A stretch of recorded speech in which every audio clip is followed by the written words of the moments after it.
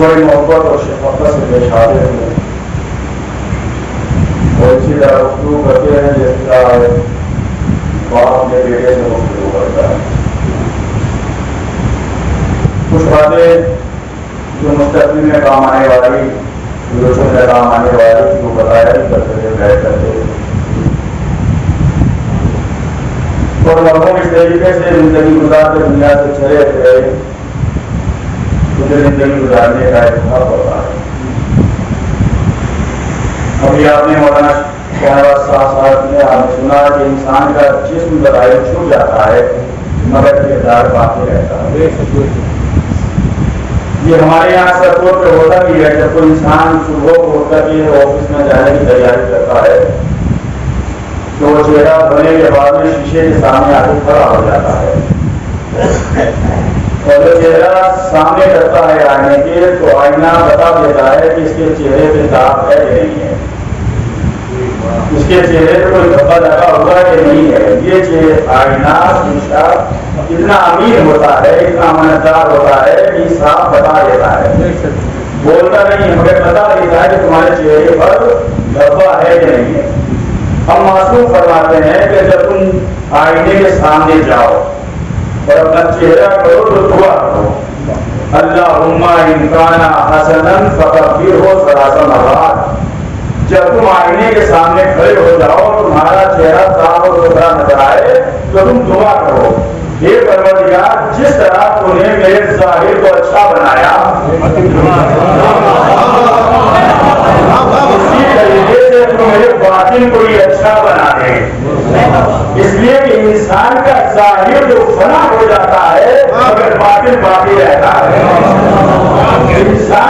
کردار باقی رہتا ہے، انسان کا اخلاق باقی رہتا ہے۔ یہ مجلسوں کا ہونا، یہ ان کا تذکرہ ہونا اس بات کی دلیل ہے کہ بظاہر مرنے والا ہماری نگاہوں سے اوجھل ہو گیا چلا گیا، مگر وہ باطناً آج بھی زندہ ہے۔ دیکھیے عزیز محترم، ہمارا جو وجود ہے جہاں جہاں بھی شیعہ نے حیدر کرا ہے، ہمارا وجود ایک قطرے کے مانند ہے، ہمارا وجود قطرے کے مانند ہے، مگر جس ذات سے، جس زبان مقدسہ سے ہم متصل ہیں، وہ قطرہ نہیں ہے، وہ سمندر ہے۔ اہل بیت کا وجود سمندر کے مانند ہے۔ قطرہ کبھی فنا بھی ہو جاتا ہے اور قطرہ کبھی باقی بھی رہتا ہے۔ قطرہ فنا کا ہوگا کہ آپ ایک قطرے پانی کو لے کے سوکھی ہوئی زمین پہ ڈال دیں، چند لمحوں میں وہ قطرہ فنا ہو جائے گا۔ لیکن اسی ایک قطرے پانی کو لے کے آپ سمندر میں ڈال دیں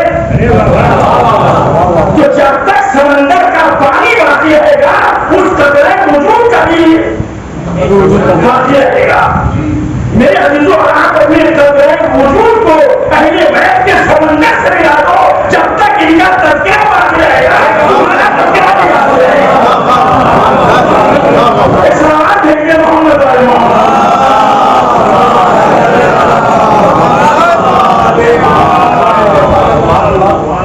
لیکن مرنے والا ایک خطیب ایک ذاکر تھا جو دنیا والوں کو رلا کے چلا گیا، بتا گیا کہ انسان کو زندگی کیسے گزارنی چاہیے۔ ہمارے علماء نے، ہمارے بزرگوں نے جو اس سارے سوال کے لیے یہ بہترین طریقہ رکھا جس کا نام مجلس حسین ہے، اور بھی طریقے ہیں، ہزاروں طریقے ہیں اس سارے سوال کے لیے۔ نماز بہترین طریقہ ہے اس سارے سوال کے لیے، روزہ بہترین طریقہ ہے اس سارے سوال کے لیے، حج بدل بہترین طریقہ ہے اس سارے سوال کے لیے، قرآن خوانی بہترین طریقہ ہے اس سارے سوال کے لیے، صدقہ بہترین طریقہ ہے اس سارے سوال کے لیے، مسجد کی تعمیر اس سارے سوال کے لیے بہترین طریقہ ہے، اچھا کھانا بنائیے گا یہ بہترین طریقہ ہے، مگر نماز کو مرکزیت کا درجہ نہیں دیا، روزے کو مرکزیت کا درجہ نہیں دیا، حج بدل کو مرکزیت کا درجہ نہیں دیا، صدقے کو مرکزیت کا درجہ نہیں دیا۔ مرکزیت کا اگر درجہ دیا ہے تو وہ مجلس حسین کو دیا۔ توجہ کیجیے گا، مرکزیت اگر دیا تو وہ مجلس حسین کو دیا۔ کیوں؟ اب علماء سے معلوم کیجیے گا، بزرگوں سے معلوم کیجیے گا، نماز انفرادی عمل ہے۔ جب ہم نماز پڑھیں گے تو کسی معصوم نے ضمانت نہیں، نماز پڑھنا تمہارا کام، ساتھ دینا ہمارا کام، یا شریک ہونا ہمارا کام، روزہ رکھنا تمہارا کام، افطار کا وقت ہوگا تو شریک ہونا ہمارا کام، حج بدل کرنا تمہارا کام، تمام چکر کرو گے تو شریک ہونا ہمارا کام، صدقہ نکالنا تمہارا کام، شریک ہونا ہمارا کام۔ کسی معصوم نے ضمانت نہیں دی، مگر ایک چیز کی ضمانت دی کہ فرض اذان نشانہ تمہارا کام ہے، شریک ہونا ہمارا کام ہے۔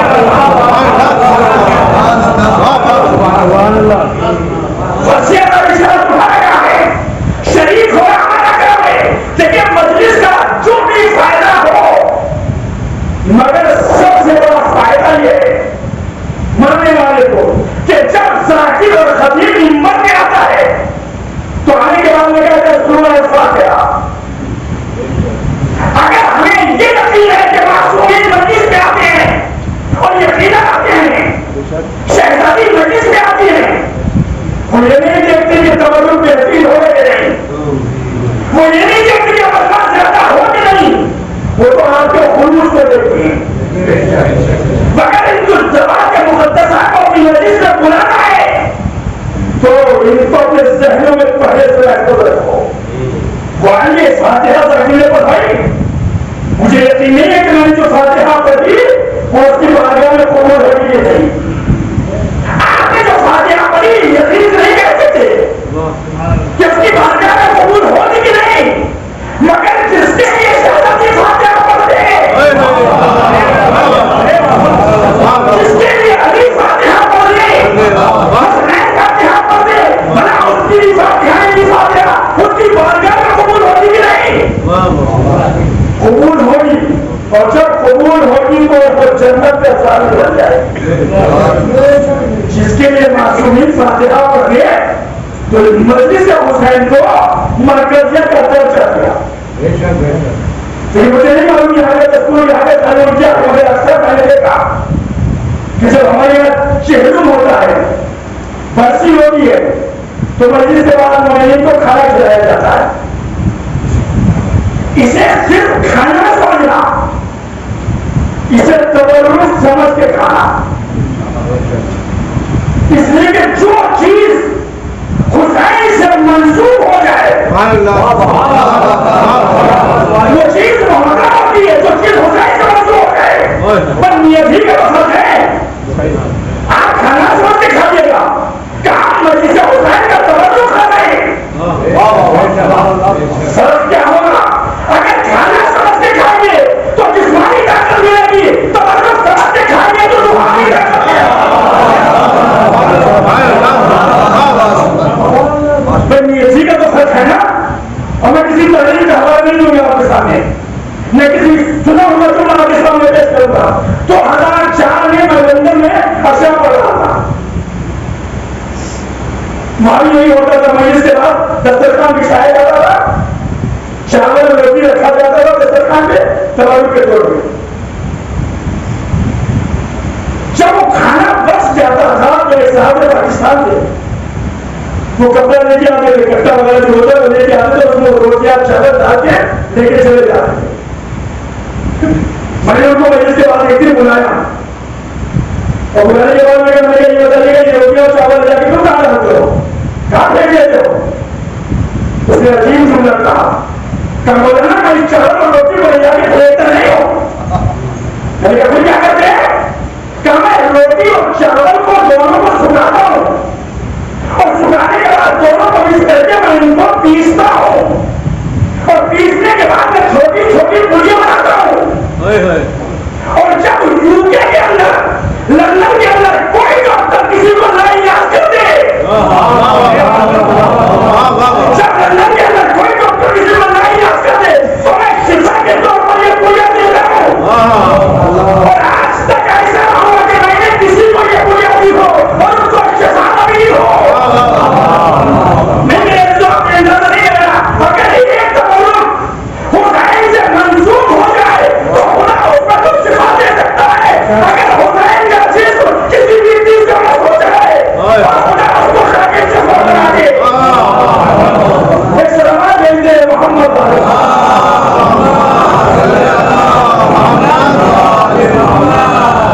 یہ رسول یاد رکھے گا، اہل بیت سے شریک ہوئیے گا۔ اللہ نے ہمیں بھی دنیا میں بھیجا، اہل بیت کو بھی دنیا میں بھیجا، مگر فرق کیا ہے؟ ہماری نو اور اہل بیت کی نو الگ ہے، ہماری چیز اور اہل بیت کی چیز الگ ہے۔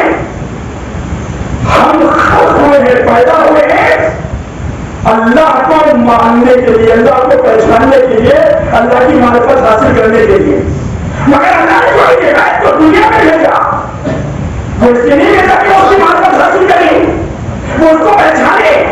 ہم یہ پیدا کیا کہ اس کو پہچانے، ان کو بھیجا تاکہ اس کو پہچانائے۔ اہل بیت کو اللہ نے بھیجا تاکہ اس کو پہچانائے۔ دنیا کی کوئی ہستی تمہیں خدا تک نہیں پہنچا سکتی سوائے اہل بیت کی۔ اور خدا کی قسم جیسا مذہب ہمیں ملا دنیا میں کسی کو ایسا مذہب نہیں ملا، نہیں جیسے رہبروں میں ملے دنیا میں کسی کو ایسے رہبر نہیں ملے۔ مگر کیوں نہ کہہ دوں لیتے ہو، جب قوم اور رہبر کی فکر ایک ہو جائے تو قوم کامیاب ہوتی ہے۔ بجرا سے چھوٹے تعلیم دین کی وجہ سے جب قوم اور رہبر کی فکر ایک ہو جائے تو پھر وہ قوم کامیاب ہوتی ہے۔ کیا مطلب؟ تمہاری فکر، تمہارا عقیدہ رہبر کے عقیدے سے ملنا چاہیے، تمہاری فکر رہبر کے فکر سے ملنا چاہیے۔ اس کا فائدہ کیا ہوگا؟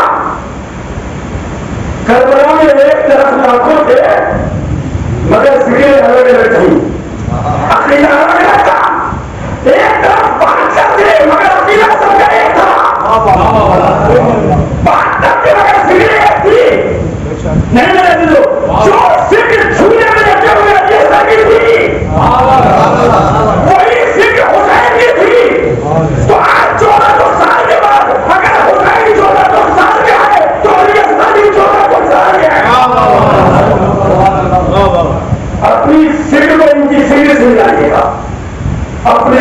عقیدے کو ان کے عقیدے سنائیے گا تو کا کیا آج وہ ظاہری یہاں چھوٹا سا ہے کہ نہیں؟ وہ کون سی طاقت ہے، وہ کون سا اسلحہ ہے؟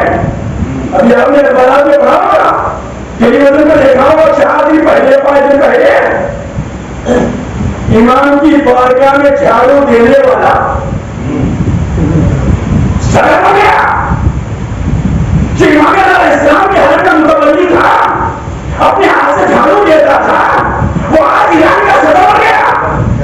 شاید امام بھی آواز دیتے ہو کہ ہماری بارگاہ میں خدمت کرنا تمہارا کام ہے، تمہیں ایران کا صدر بنانا میرا کام ہے۔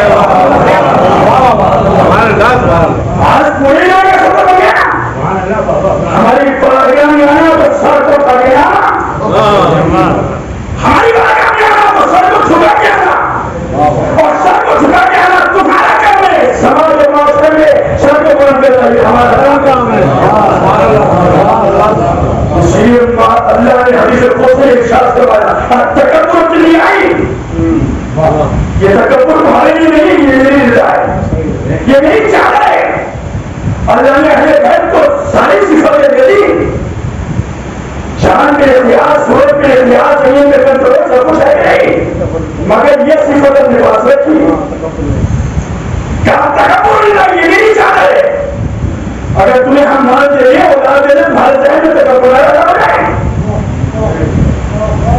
تکبر نہیں، یہ نہیں چاہ رہے، اسے اڑنے کی کوشش نہ کرنا۔ اسی لیے ہم نے نماز میں سب سے پہلے کیا کہا اللہ اکبر، اس کی کبریائی کا اعلان کرو، اپنی حضرتی کا اعلان کرو۔ وہ مختار ہے، تم حاصل ہو، تم مضبوط ہو، وہ مختار ہے۔ میری بھائی میری چادر ہے، اگر تم نے اس میں آنے کی کوشش کی تو میں سماج اور معاشرے میں ذلیل و رسوا کر دوں گا،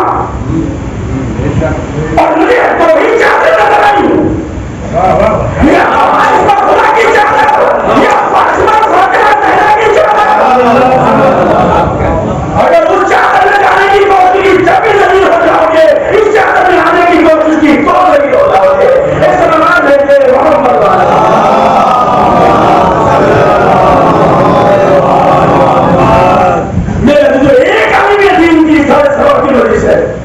مجھے پڑھنا کچھ اور تھا، مگر تاکہ وہ باتیں میں آپ کے ذہن تک پہنچا تو اس کے معلوم ہو جائے ان کے اندر کتنی طاقت ہوتی ہے، ان کی قوت کیا ہوتی ہے۔ کتنی باتیں میں آپ کے سامنے پیش کرنا چاہتا ہوں کہ انسان اگر میں اس کے ذریعے اپنے اندر روحانی طاقت پیدا کر لے، اور وہ روحانی طاقت کب پیدا ہوگی جب تک کہ آپ کے پاس علم نہ ہوگا۔ جتنا انسان کا علم بڑھتا چلا جائے گا اتنی عمارتیں بڑھتی جاتی ہے، جتنی عمارتیں بڑھتی جاتی ہے اتنا ہی تقویٰ آتا چلا جاتا ہے، اور جتنا تقویٰ آتا چلا جاتا ہے اتنا انسان اللہ کے قریب ہوتا چلا جاتا ہے۔ آج ہم اپنے کو کہتے ہیں ہم بڑے مومن ہیں، متقی ہیں، پرہیزگار ہیں۔ میں آپ کو مومن کہہ رہا ہوں، مجھے مولانا کیا کہیں کہ سماج اور معاشرے میں اہل میں پڑھتے ہیں، ہر وقت میں رسمیں رہتی ہے، نماز پڑھتے پڑھتے ہیں، روزہ رکھتے ہیں، حج بھی جاتے ہیں، سب کچھ ہے نہیں جاتا، مگر میں بڑی معذرت کے ساتھ کہہ رہا ہوں پہلے ہم یہ یقین پیدا کریں کہ ہم مسلمان بھی ہیں کہ مومن ہونا تو بات کی بات ہے، پہلے ہم حدیث رسول کی بات کریں، یہ پتہ کریں کہ ہم مسلمان بھی ہیں کہ نہیں۔ نماز پڑھتے ہوئے دیکھیے یہ لگے نا کہ یہ مومن ہے، روزہ رکھتے ہوئے دیکھیے یہ لگے نا کہ یہ مومن ہے، جسے رسول کہتے ہیں کہ یہ مومن، اسے ہم تسلیم کریں گے کہ یہ مومن ہے، یہ مسلمان۔ یہ لگے رسول مسلمان ہے کون؟ نماز پڑھنے والا، روزہ رکھنے والا، اس میں جانے والا مسلمان ہے۔ تو اللہ کے رسول نے جواب دیا اس نے محمد صلی اللہ علیہ وسلم میرے لسانی وجہ سے مسلمان وہ ہے کہ جس کے ہاتھ سے زبان سے دوسرے کو بھی کرتا ہو،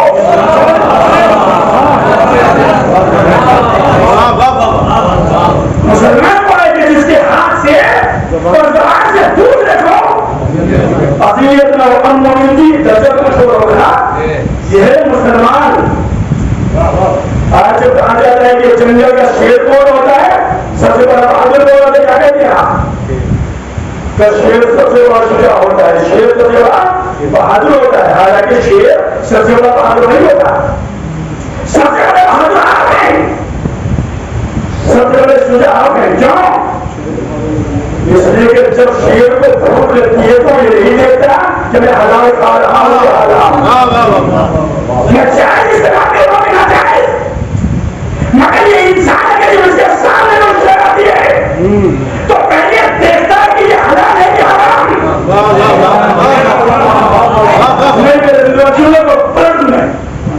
اگر انسان اپنی طاقت و قوت کو بے تحاشا استعمال کرے تو اسے جانور کر جائے، اور اگر اپنی طاقت کو اپنی مرضی کے مطابق استعمال کرو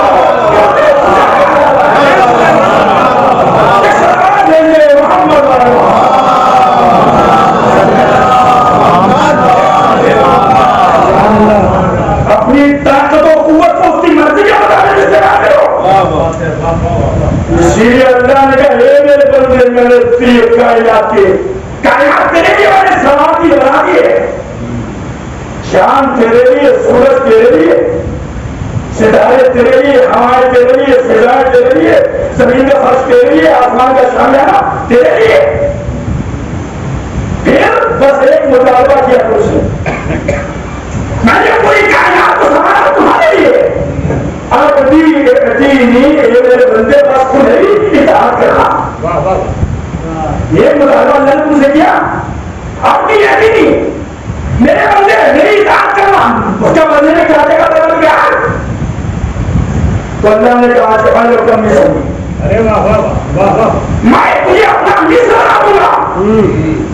اب میرے بندے نے کہا کہ تجھے اپنا مصر بنا دوں گا. کیا مطلب؟ اللہ نے کہا انا حی لا اموت، میں ایسا زندہ ہوں جو کبھی مر نہیں سکتا. میں تجھے ایسا زندہ کر دوں گا جو کبھی مر نہیں سکتا. انا غنی لا استغفر، میں ایسا مالدار ہوں جو کبھی محتاج نہیں ہو سکتا.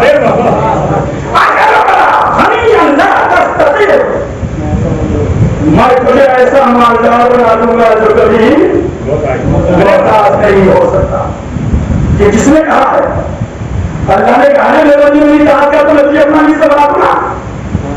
موت میرا اللہ کا کام، حیات دینا اللہ کا کام، سورج نکالنا اللہ کا کام، چاند نکالنا اللہ کا کام ہے. مگر اللہ نے کہا کہ اس لیے میرے بندے میری اطاعت کرتے تھے، میں تجھے اپنا مصر بنا دوں گا. یعنی جو طاقت اور قوت جو پاور میرے اختیار میں ہے وہ میں تجھے دے دوں گا. اور سوال کر سکتا کہ نہیں مولانا سے کیسے ہو جائے گا کوئی خود بندہ خدا جیسا ہو جائے گا؟ میں نے کہا تعلیم پڑھیے گا. جب اس دنیا میں ایک مخلوق آئی اور اس مخلوق نے اس کی مرضی کے مطابق زندگی کو گزارا تو زمین کے بیچ کے جب چاہا چاہ کے دو ٹکڑے کر دیے، جب چاہ سورج کو بچا دیا، جب چاہ چھوڑ کر ماں کے موتے کو زندہ کر دیا. ایک سوال لیجیے محمد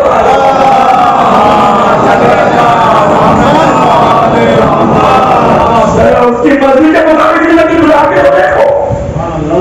آج جوانوں کا مصری ہے میرے بندے میں تجھے اپنا مصر بنا دوں گا. یہ حسین نے ہماری جامع جوڑے کو بتایا.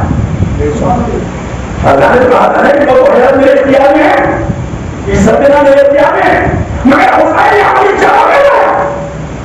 اور صرف حسین نے کہا نہیں تھا کہ جسے میں آج موت دے دوں گا اسے کوئی حیات نہیں دے سکتا، جسے میں زندہ کر دوں گا اسے کوئی موت نہیں دے سکتا، جسے میں عزت کر دوں گا اسے کوئی ذلیل نہیں کر سکتا، اور جسے میں ذلیل کر دوں گا اسے کوئی عزت نہیں دے سکتا. یہ حسین کے جملے نہیں ہے بلکہ حسین نے عملی جامہ پہنایا. اور جب عملی جامہ پہنایا تو حسین نے اپنے آنسو کہا کہ جس خود پر میں عزت دے دوں گا قیامت تک اسے کوئی ذلیل نہیں کر سکتا، اور جس ذلیل کو میں ذلیل کرے گا اسے قیامت تک کوئی عزت نہیں دے سکتا. جب لفظ موت کی تعریف ہوتی ہے مولانا تشریف فرمائے فوائد ہوئے کسی خطیب و تاکہ سے معلوم کیجیے یہ بتائیے گا موت کسے کہتے ہیں اور حیات کسے کہتے ہیں، تو وہ یہی تعریف کرے گا اگر نفس حیات چل رہی ہو تو انسان زندہ دل دھڑک رہا ہو تو انسان زندہ، انسان کی وزارت کام کر رہی ہو تو انسان زندہ، انسان کی سماعت کام کر رہی ہو تو انسان زندہ ہے، خون کی گردش آپ کے جسم میں کر رہی ہے تو انسان زندہ ہے، چلتا ہوا دل پڑتا ہوا دل رک جائے تو انسان مردہ ہے، نبض حیات رک جائے تو انسان مردہ، آنکھیں دیکھنا بند کر دیں، کان سننا بند کر دیں تو انسان مردہ ہے۔ مگر ایک جملے میں 40 فوٹو میں سے 40 سے نکال رہی ہے، تعریف غلط ہے، یہ تعریف صحیح ہے، مگر ایک جملے میں موضوعات کی تعریف کر دوں تاکہ چھوٹے بھائیوں کے ذہن میں محفوظ ہوتا ہے کہ موت کسے کہتے ہیں اور حیات کسے کہتے ہیں۔ کسی بھی انسان کا سماج اور معاشرے کے دل اوپر جانا اس کا نام حیات ہے، اور کسی بھی انسان کا سماج اور معاشرے کے دل سے اوپر جانا اس کا نام موت ہے۔ دل میں اتر جانے کا نام ہے حیات، دل سے اتر جانے کا نام ہے موت۔ اگر سماج اور معاشرے کے دل میں اتر گئے تو مر کے بھی زندہ، دل سے اتر گئے تو زندہ ہو کے بھی مردہ۔ اور کہیں مولانا کے پاس دلیل کیا ہے؟ میں نے کہا میرے پاس سب سے بڑی دلیل یہ ہے کہ 1400 سال پہلے حسین پورے سماج اور معاشرے کے دل میں اتر گئے تو حسین کل بھی زندہ تھے، اور یزید پورے سماج اور معاشرے کے دل سے اتر گیا تو یزید کل بھی مردہ تھا، یزید آج بھی مردہ ہے۔ بس میرے دل جہاں میں جانا چاہ رہا تو میں وہاں لے آیا آپ کو، سماج اور معاشرے کے دل میں اتر جاؤ تو آپ مرتے ہوئے زندہ رہو گے۔ اہل بیت کا کارنامہ یہی تھا نا، ابھی میں نے آیت سے بھی ترجمہ نہیں کیا تو مجھے آیت پہ بولنا تھا، میں وہاں تک پہنچ نہیں پایا۔ ایک عالم دین کے سارے سبب کی مجلس ہے کہ دین اور آج چھوڑ کے دنیا سے گیا۔ آج دنیا اور دولت، حکومت، شہرت یہ 3 چیزیں طلب کرنا چاہتی ہے کہ ہمیں دولت مل جائے، شہرت مل جائے، حکومت مل جائے۔ انسان پسینے میں شرابور ہو جاتا ہے، محنت کرتا ہے صبح شام تک مجھے دولت مل جائے، اور کبھی کبھی ایسا بھی ہوتا ہے پتا چل سکے کہ ہزار ہے یہاں بس ملنا چاہیے، مل جائے تاکہ اور بھی میں معاملات کہنے لگوں، دولت مل جائے، شہرت مل جائے، حکومت مل جائے۔ ایک چیز مل جاتی ہے تو انسان کتنا خوش ہوتا ہے، مگر معصوم تمہیں تینوں چیزیں بجٹ وقت دینا چاہتے ہیں۔ پسینے میں شرابور ہونے کی ضرورت نہیں ہے، محنت حاصل کرنے کی ضرورت نہیں ہے، محنت کرو، کھیتی باڑی کرو، نہیں پسینے کام کرے گا، ہم تمہیں دولت بھی دیں گے، عزت بھی دیں گے، شہرت بھی دیں گے۔ وہ کون سا کام ہے؟ معصوم نے فرمایا کہ بس تم سوچ کے اپنے والدین کو سلام کرو، ان کا احترام کرو تو ہم تمہیں عزت بھی دیں گے، شہرت بھی دیں گے، دولت بھی دیں گے۔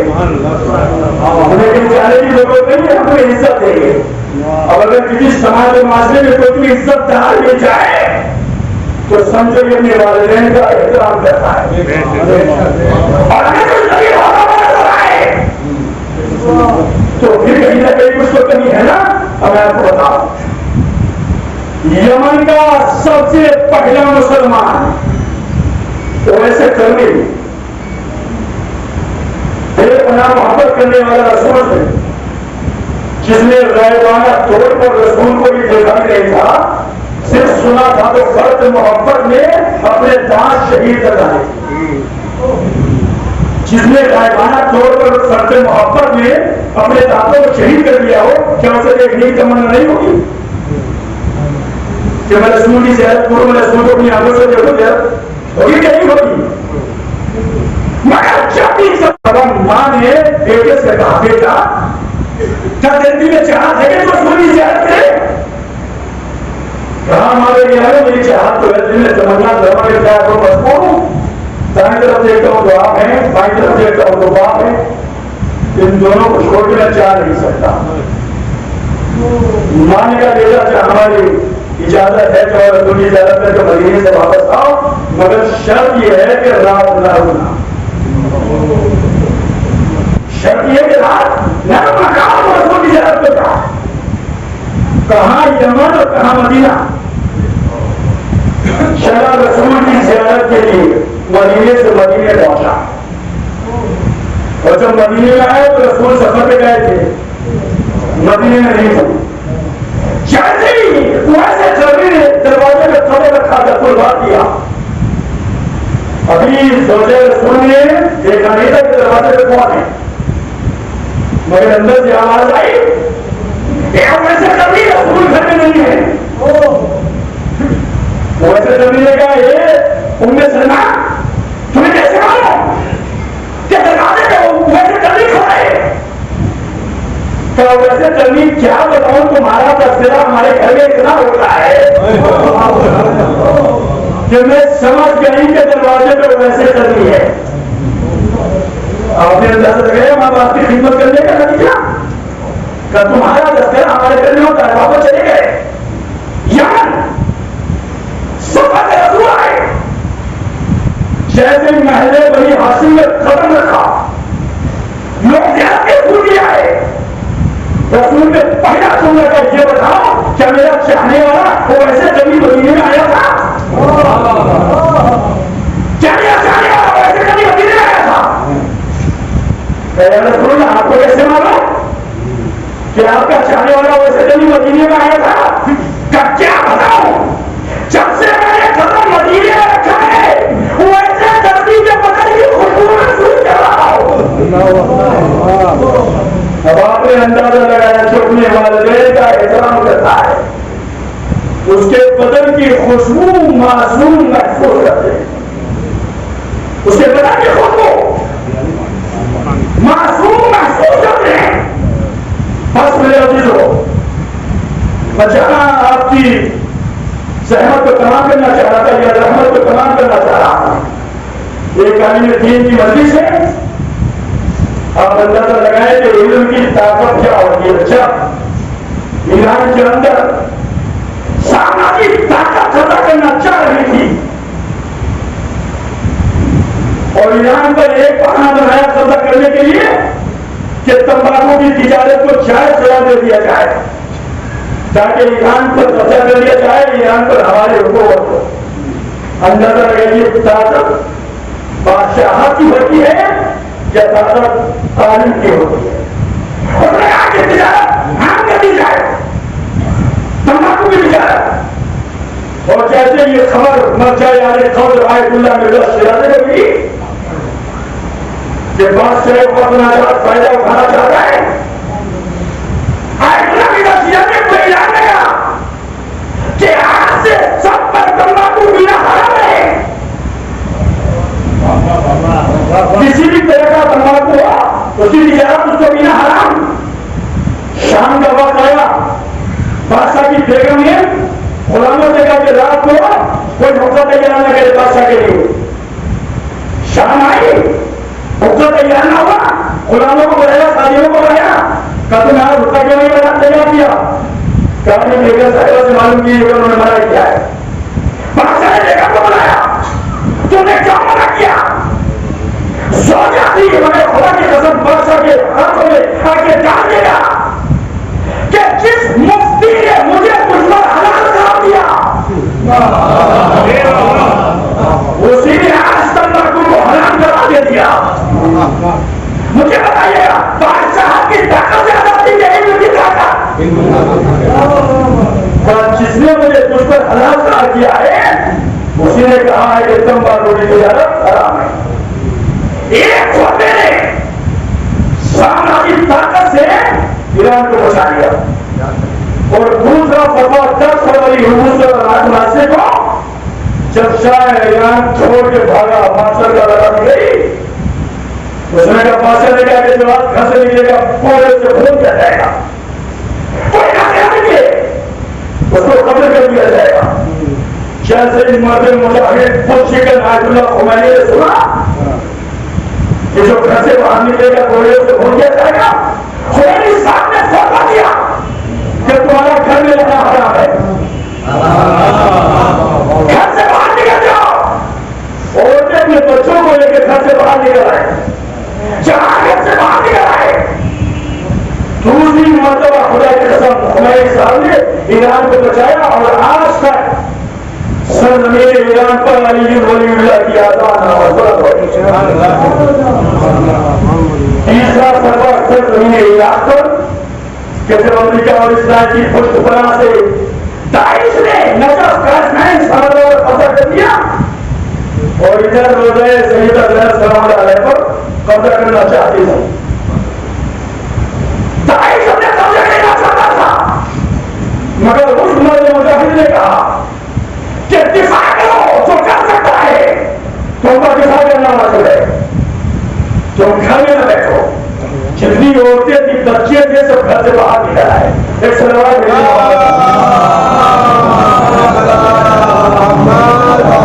سب گھر سے باہر نکل آئے. میں یہ سننا نہیں کہہ رہا ہوں. مفتی تو اور بھی بہت سے ہیں مگر تمہارے مفتی کا فتویٰ باقی رہتا ہے کہ نہیں؟ کچھ سال پہلے پاکستان میں ایک جنگ ہوئی لال مسجد جامع حفصہ پر. صبح کو 8:10 پر مولانا عبد الرشید صاحب نے فتویٰ دیا کہ جہاد واجب ہے گھر سے باہر نکلو اور شام کو 4:20 میں عورتوں کے لباس میں پکڑ گئے. بھاگ رہے تھے بنا کر رہے تھے جہاں ہوا ہے جا رہے تھے مگر یہ ان کا مفتی تھا. یہ تمہارا مفتی ہے کہ جس نے مسلح کے قائد کے کہا سرکار مفتی کا قتل واجب ہے. مفتی مر گیا مگر فتویٰ آج بھی زندہ ہے. مفتی مر گیا مگر فتویٰ اس کا آج بھی زندہ ہے.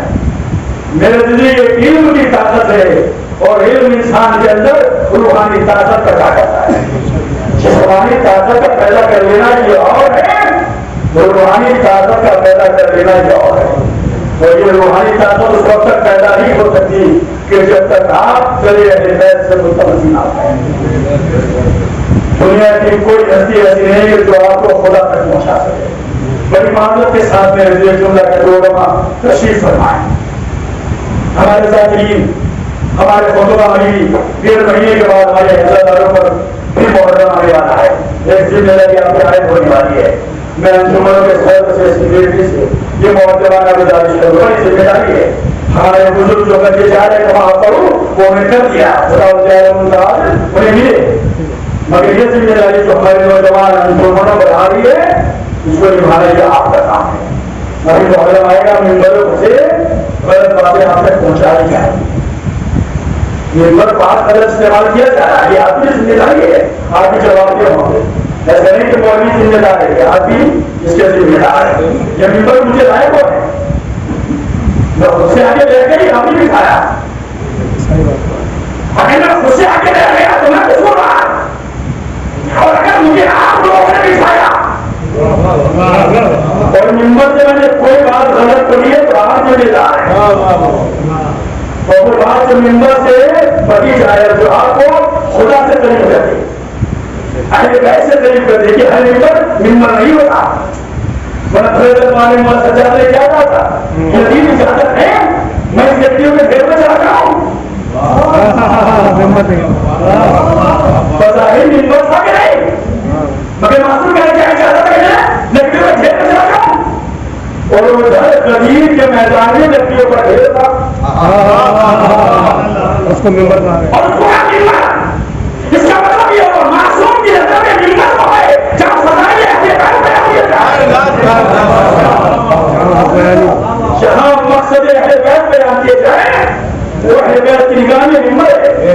یعنی ہر سے تینوں دنیا کی باتیں ہوتی تو کیا کہا جاتا ہے مولانا کہتا ہے یہ تینوں کیا ہے دنیا کیا ہے تو مولانا بڑی سادہ ساری تعریف کر دیتے ہیں.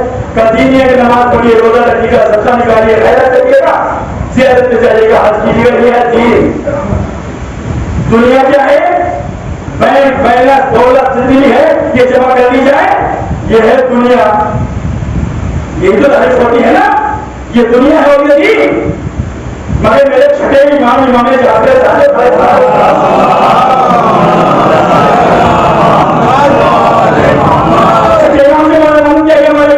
دین کیا ہے دنیا کیا ہے تو چھٹے امام نے ایک جملے میں تعریف کر دی کہ وہ چیز جو تمہیں خدا سے قریب کر دے اس کا نام دین ہے. اور جو چیز تمہیں خدا سے دور کر دے اس کا نام دنیا ہے.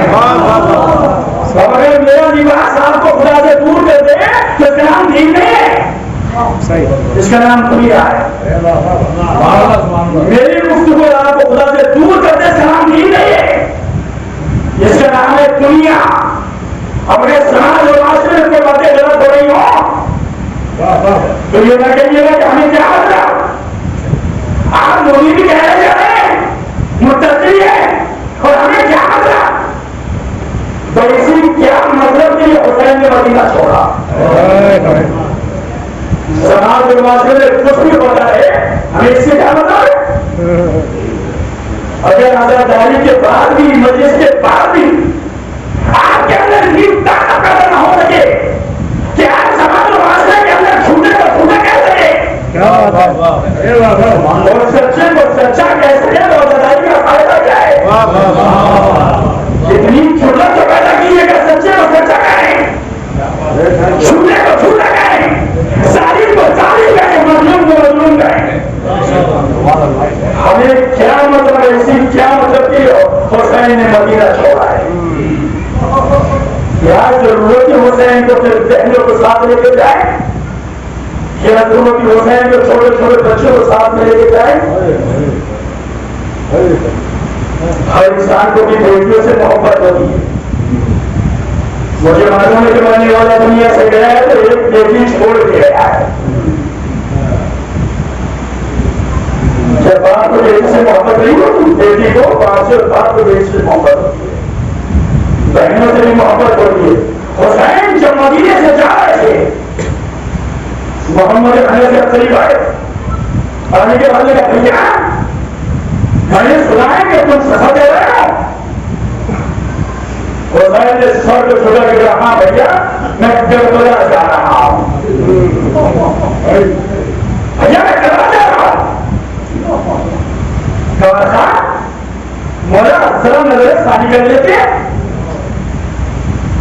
ایک مرتبہ نظر ثانی کر لیتے. حسین خاموش ہو گئے. محمد رحمت سے چلے گئے. 27 رجب کا سورج ہو گیا جسے 28 شب کہا جاتا ہے. حسین تیاری شروع کرنے لگے اور جب محمد حنفیہ کو معلوم ہوا پہنچ جا رہے تیاری کر رہے تو پاؤں پر ہے نا حسین کے قریب آئے اور آنے کے بعد میں کہا تھا کہ آپ نے نظر ثانی نہیں کی کچھ سمجھا نہیں. حسین نے کہا بھیا میں نظر ثانی کرتے کرتے سو گیا اور جب نظر ثانی کرتے کرتے سو گیا تو میں نے سامنے رسول اللہ کو دیکھا. آگے کہہ رہے تھے بیٹا حسین اگر تم کربلا نہ گیا تو علی اکبر کے سینے سے بچی کا پھل توڑ نکالے گا.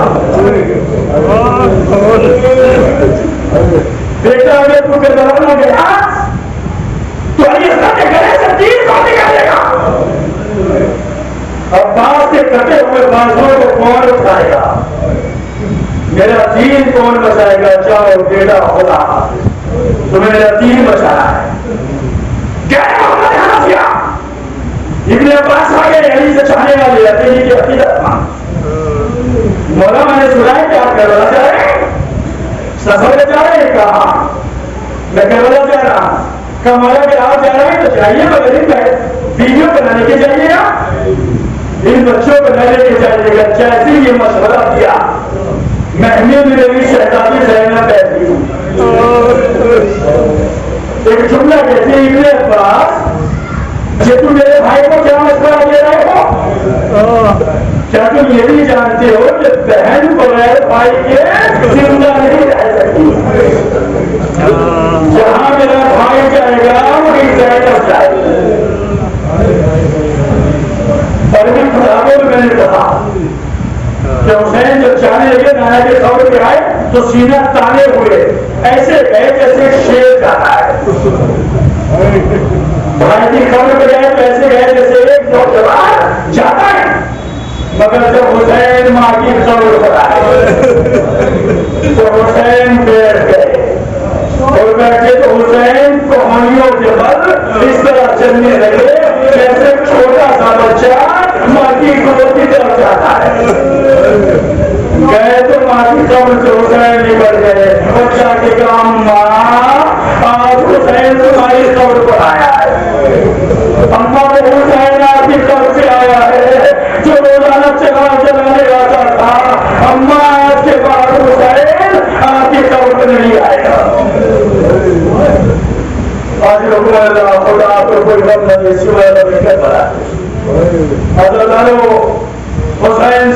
مدینہ چھوٹا اور چھٹنے کے بعد حسین کربلا میں آئے. جب حسین کربلا میں آئے میں نے جملہ کہا تھا کہ بہن کو بھائی سے بڑی محبت ہوگی. آپ کی بہنوں کو خدا آپ کی بہنوں کو سلامت رکھیے. میں نے تاریخ میں کہا کہ شہزادی زینب کی عمر 5 یا 6 برس کی تھی. مصلی پہ نماز پڑھ رہی تھی اور نماز پڑھتے پڑھتے شہزادی مصلی پہ لیٹ گئی. جیسے لیٹی تو شہزادی کو نیند آ گئی. نیند آئی تو سورج نکلا تو سورج کی کرنیں زینب کے چہرے پہ پڑ رہی تھی. اور جو حسین آئے کیا دیکھا کہ میری بہن کے چہرے پر سورج کی کرنیں پڑ رہی ہیں تو حسین بہن کے چہرے پر ابا کے دامن سے سایہ کیے ہوئے کھڑے رہے اور اتنی دیر تک کھڑے رہے جب تک میری شہزادی سوتی رہی. اب جو زینب کی آنکھ کھلی تو کیا دیکھا میرا ماں آیا ابا کے دامن سے سایہ کیے ہوئے. گوارا نہ کیا کہ زینب کا چہرہ کرنوں میں آ جائے, سورج کی کرنوں پہ پڑے. کیا وعدہ کرتی ہوں کہ وقت آئے گا تو میں چہرے اوپر بھی سایہ کروں. بھیا وقت آئے گا میں تیرے اوپر سایہ کروں. زینب سوچتی رہی, دن گزرتے رہے.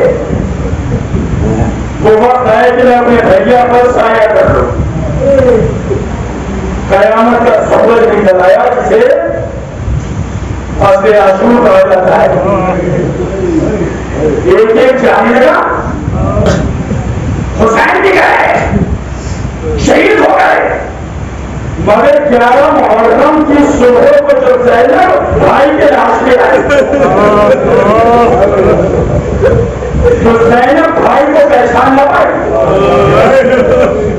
جس زینب نے فصل عاشور اپنے ہاتھوں سے سوال کیا 11 محرم کی صبح کو زینب پہچان نہ پائی. جب پہچان نہ پائی تو لاش کو کھڑے ہو کے کہا ہر انداز نہیں ہوتا ہے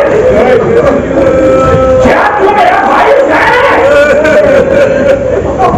اور زینب پہچان نہ پائی اتنا زخموں سے ٹوٹا ہوتا ہے. زینب کبھی پیچھے ہٹتی ہے اور کبھی آگے ہٹ کرتی ہے.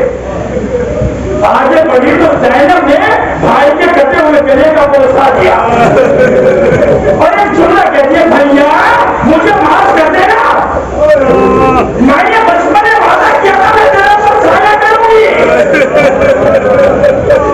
بھیا تیری بہن اتنی مضبوط ہے, بھیا تیری بہن اتنی مضبوط ہے کہ ہاتھ بندھے ہوئے ہیں اور سر پہ چادر نہیں ہے. بس ابھی تو میں نے مجلس کو تمام کر دیا. بس ایک روایت سن لیجیے تو مجلس تمام. یہی زینب جب کربلا سے لٹ کے مدینے آئی اور ماں کی قبر پہ گئی تو زینب ایک جملہ کہتی ہے اماں مجھے کچھ دکھائی نہیں دیتا, میری آنکھوں کی بصارت چلی گئی. اور قریب گئی تو جا کے زینب نے ایک پوٹلی گدی کو کھولا اور کھونے کے بعد اس میں سے ایک خون بھرا ٹوٹا نکالا اور نکال کے ماں کی قبر میں ڈال دیا. اور جملہ کہتی ہے اماں جب کوئی پردیس کو جاتا ہے تو تحفے لے کے آتا ہے. اماں نے کربلا کہی تھی اللہ میں آپ کے لیے تحفہ لے کے آئی. اماں یہ میرے بھائی کا خون بھرا کرتا جیسے ماں کی قبر میں کرتا ڈالا ماں کی قبر کو زلزلہ آ گیا. آواز آئی بیٹی میری قبر سے پردے کو ڈالے مجھ سے پردہ نہیں دیکھا جا رہا. زینب کہتی اماں ارے تم سے پردہ نہ دیکھا گیا ذرا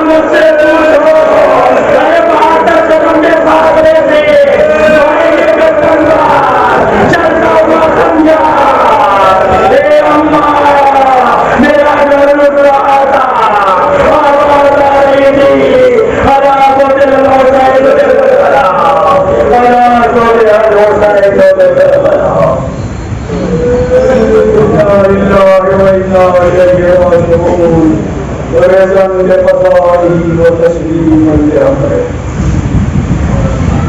بارنا وجهه بارنا وجهه پھر حسین کی ادار معلومات میرے کو کوئی غم نہ دینا سوائے پروردگار نے محمد علیہ محمد و اصحاب سے اس کا ثواب کو مہیا کیا ہے حجت اسلام والمسلمین علی نام مولانا احمد علیہ صاحب کی روح و صاحب پروردگار خاندان شیعہ ہے تکرار کی جان مال و کی حفاظت فرمائے پروردگار کی محمد علیہ محمد و اصحاب کرام کی حفاظت فرمائے توحید کی طرف فرماتا حجت اسلام والمسلمین علی نام مولانا سید احمد علیہ صاحب کی سید اختر حسین صاحب کی روح و